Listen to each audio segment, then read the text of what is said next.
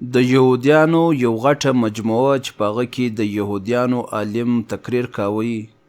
په دې مجموعه کې یو مسلمان بزرګ هم کښېنستی چې څنګه دا بزرګ په مجموعه کې کښېنستی د یهودي عالم خوله بنده سوله. خلکو دا پوښتنه جن وکړه چې وګایېږه ته ولې نه ګایېږې؟ نو د یهودي ورته وویلې چې په دا محفل کې په دا مجموعه کې یو محمدي ناست دی. دا مجموعې خلکو ورته وویلې چې موږ ته دا کس راوښایه، موږ به دا کس قتل کو. نو د یهودي عالم ورته وویلې چې یا دغه کم سړی چې محمدي دی دا دې ولاړ سي. نو د مسلمان بزرګ په خپل ځای باندې ولاړ سو. د یهودي ورته وویلې چې زه ستاسو سوال کوم ته به جواب راکړې. نو دا مسلمان بزرګ ورته وویل چې بالکل ته سوال وکړه زه به جواب درکم. نو د دې سره د یهودي د عالم د سوالاتو سلسله شروع سوه. د یهودي ورته وویلې هغه یو راوښیه چې دویم نه لري. ده ورته وویل چې الله یو دی د سره دویم نسته. بیا دا یهودي ورته وویلې هغه دوه راوښیه چې دریم نه لري. ده ورته وویل چې ورځ او شپه دریم شی نسته. بیا یهودي ورته وویلې چې هغه درې راوښیه چې څلرم نه لري. ده ورته وویلې چې لوح و قلم او کرسۍ په دې کې څلرم شی نسته. بیا ده ورته وویل چې څلور راوښیه چې پنځم نه لري. نو مسلمان بزرګ ورته وویلې چې تورات، زبور، انجیل او قرآن کریم دا څلور کتابونه دي، پنځم نسته. بیا دا یهودي ورته وویلې چې پنځه راوښیه چې شپږم نه لري. نو دا مسلمان بزرګ ورته وویلې چې الله پاک پر خپلو بندګانو باندې پنځه لمونځونه فرض کړي دي، شپږم نسته. بیا یهودي ورته وویلې چې شپږ راوښیه چې اووم نه لري. نو د مسلمان بزرګ ورته وویلې چې په شپږ ورځو کې مځمکه او اسمان الله پاک جوړ کړي دي، په اووه ورځو کې نه دي جوړ کړي.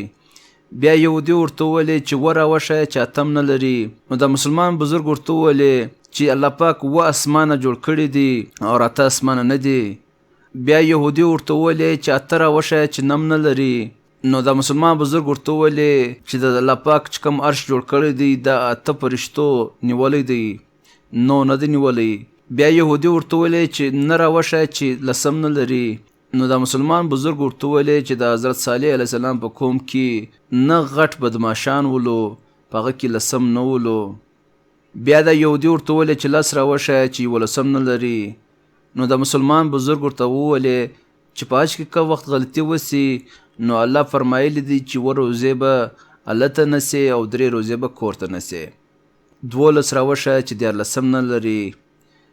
نو د مسلمان ورته وفرمایل چې الله 12 میاشتې جوړې کړي دي، 14 نه دي جوړې کړي.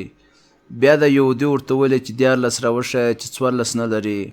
نو د مسلمان ورته وفرمایل چې یوسف علیه السلام چې کوم خوب لیدلی و د خپل پلار ته وویلې چې 11 ستوري، یو لمر او یوه سپوږمۍ ما ولیدل چې ما ته سجده کوله، دا ګرده 14 او 14 نه و.